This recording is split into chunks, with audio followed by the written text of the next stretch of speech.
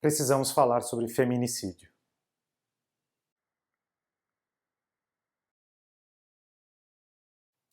No último dia 22 de agosto, nós perdemos uma amiga, uma colega perita criminal, vítima do crime de feminicídio.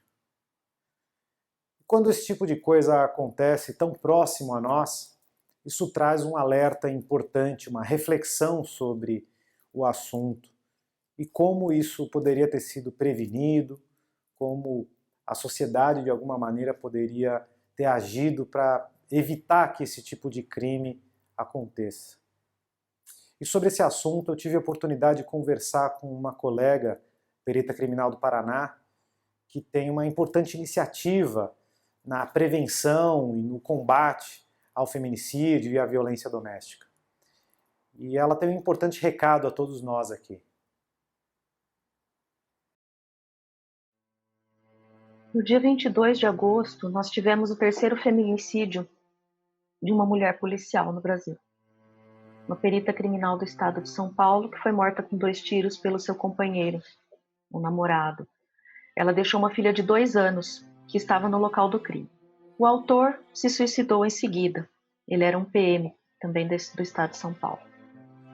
Em março, uma escrivã de polícia e sua filha foram mortas por 4 dos 9 tiros disparados pelo delegado, que era marido dela, e a filha de 9 anos estava no local, mas não foi atingida. Em julho, a PM Regiane, de Santa Catarina, foi morta na garagem de casa e os filhos de 3 e 7 anos correram para buscar ajuda. O marido era um ex-PM e tinha porte de arma. O que essas mulheres têm em comum? Todas conheciam de modo técnico e prático a violência doméstica e o feminicídio, pelas funções que elas exerciam. Todas tinham porte funcional de arma de fogo. Todas eram mulheres que não tinham uma persona de fragilidade. Isso nos leva à conclusão que mesmo as mulheres informadas, com autonomia financeira e em uma condição social privilegiada em relação a grande parte da população, têm sido vítimas de feminicídio. Quando eu comecei os meus estudos em feminicídio, foi por meio de um grupo de trabalho que se baseava nas diretrizes nacionais para investigar, processar e julgar com perspectiva de gênero as mortes violentas de mulheres. E como eu pertencia à segurança pública, pertenço ainda, eu estava junto com delegadas, promotoras, juízas, médicos legistas, policiais militares, e nós nos debruçávamos sobre como cada instituição poderia aprimorar o atendimento aos casos de feminicídio. No entanto, quando eu parava e pensava na motivação desses crimes, eu me sentia muito angustiada, porque para mim não bastava um julgamento justo. E eu me deparava com a sensação de que o Estado estava falhando no socorro a essas mulheres que pediam proteção. No entanto, atualmente, existe uma maior rigidez e uma agilidade maior no cumprimento das medidas protetivas. Então, por que continuava? E eu percorri um longo caminho de reflexão até realmente compreender o feminicídio como produto da relação desigual entre homens e mulheres. Pode parecer um clichê, e só parece um clichê porque é estrutural. Então a gente não percebe essa desigualdade, nós crescemos nessas desigualdades. Se a gente pensar que até pouco tempo a morte de uma mulher era legalmente tolerada se fosse em defesa da honra, ou que esse tipo de crime era classificado como passional, como se fosse um motivo de foro íntimo, um fenômeno isolado, a gente percebe que essa desigualdade já vem de muito tempo e que ela está agora sendo combatida. Muitas vezes, a conduta da mulher é usada para justificar sua própria morte. Ela era uma pessoa difícil, ela estava tendo um caso, ela era louca, entre outros. São coisas que a gente não vê quando o contrário acontece, né? Quando o morto é um homem. Bom, nesse grupo eu fiz o possível para que a perícia do Paraná estivesse preparada para os atendimentos, mas eu reconheci que era preciso refazer os passos dessas mulheres retrospectivamente para evitar novos casos. E geralmente nós, peritos, podemos fazer isso, porque nós conhecemos os detalhes das mortes. Geralmente não tem arrombamento, tem sinais de violência simbólica, porta-retratos quebrados, roupas rasgadas, violência patrimonial, um controle excessivo, por exemplo, com rastreadores de veículos, telefones, ameaças por mensagens que vão estar nos celulares que a gente pericia, nos computadores. Então, a perícia tem informações muito privilegiadas sobre os momentos que antecederam essas mortes. E é por esse motivo que nós precisamos nos envolver mais ativamente na prevenção. No Brasil, o predominante é o feminicídio íntimo e ele tem características muito diferentes do homicídio. Os números do feminicídio no Brasil têm sido estimados com base nos casos de mulheres mortas dentro das residências. Esses não são números precisos, mas como ainda existe a subnotificação por despreparo dos profissionais de segurança pública, especialmente, esse tem sido um filtro para diferenciar os crimes letais contra mulheres dos feminicídios. Então, ainda que o número de homens assassinados seja maior, o número de mulheres assassinadas dentro das residências pelos companheiros ainda é muito maior do que dos homens nessas circunstâncias. E é por isso que o crime de feminicídio precisa ser tratado de uma maneira diferente. Eu acredito que a violência doméstica ainda é vista como um motivo de vergonha, especialmente para as mulheres mais instruídas. Elas percebem os sinais, mas restringem essa dificuldade no âmbito familiar. Então, essa tolerância social que existe em relação à violência doméstica, ela faz com que as mulheres se sintam responsáveis por resolver esse problema, elas sintam que elas têm condições de resolver esses problemas sozinhas, elas sentem vergonha em pedir ajuda e, geralmente, as coisas não se resolvem dessa maneira como essas mulheres pensam. A violência doméstica ela tem um ciclo de 3 fases. Essas 3 fases não precisam acontecer, mas geralmente a primeira acontece, que é o aumento de tensão.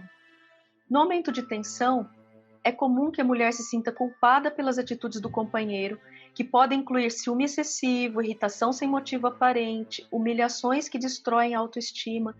Então ainda são agressões verbais que vão fazendo com que a mulher fique muito fragilizada emocionalmente e com dificuldade de enxergar a situação que ela se encontra. Muitas vezes, se tem filhos, a separação parece uma alternativa muito ruim. A fase 2 é a fase da violência. E geralmente é a fase que a mulher busca ajuda. Essa fase é a fase mais crítica do feminicídio, porque é a fase que a mulher tenta um rompimento desse ciclo. Ela pode acontecer ou pode não acontecer. E a fase seguinte é do arrependimento e do comportamento carinhoso do agressor, a lua de mel.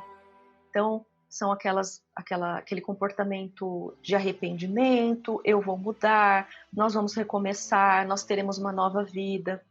Depois que termina a fase de lua de mel, recomeça a fase 1, que é o aumento de tensão, seguido muitas vezes pela fase de violência e depois a fase de arrependimento.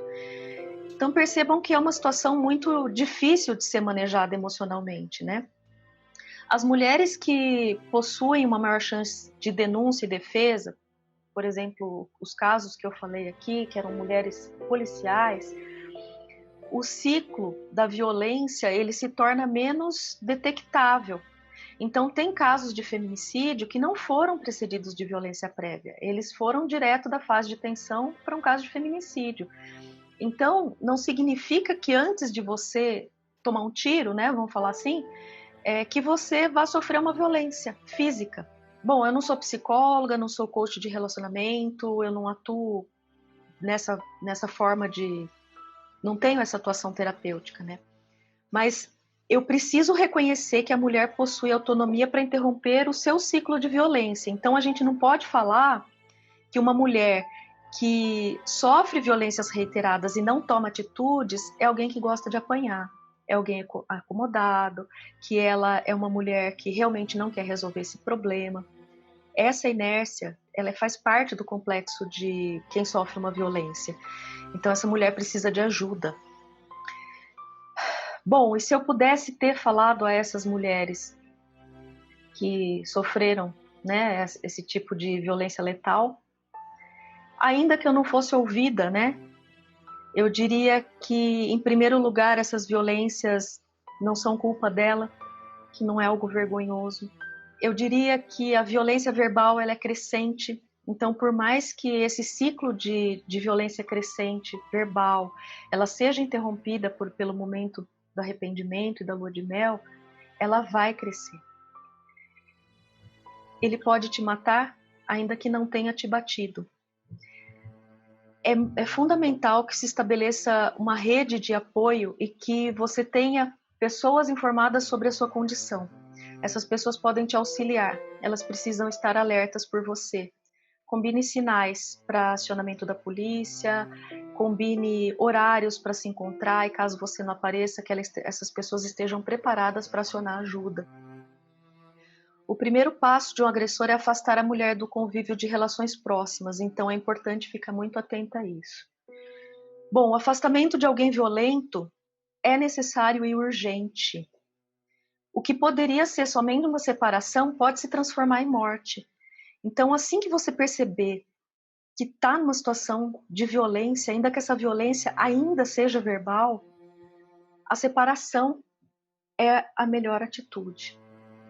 Se você optar por se separar, denunciar ou iniciar um outro relacionamento, é melhor ficar mais atenta do que nunca. E algumas pequenas atitudes podem salvar sua vida. Então, quando você decidir se separar, se prepare para evitar os conflitos desnecessários. Pense que se até agora você não foi ouvida, é inútil a tentativa de botar os pingos nos is, esclarecer coisas do relacionamento, não vai dar certo. Esse tipo de reflexão não é para esse momento e não é para realizar com essa pessoa. Diante de ato de violência, uma medida protetiva. Se você decidiu se separar e a causa foi violência doméstica, distância. Se o agressor se recusa a sair da sua casa, o que é muito frequente, saia você. Espere a oportunidade de sair quando ele não estiver. O momento da saída pode despertar violência e vá para um local que ele não te localize com facilidade. Casa de parentes ou amigas não é indicado, porque ele vai ter liberdade com essas pessoas, ele vai transitar com maior facilidade e ele vai sentir que ele pode entrar nessas casas e fazer o pior, tanto com você quanto com essas pessoas que se interpuserem. Nesse momento de sair de casa, é muito comum que a mulher se preocupe com o patrimônio.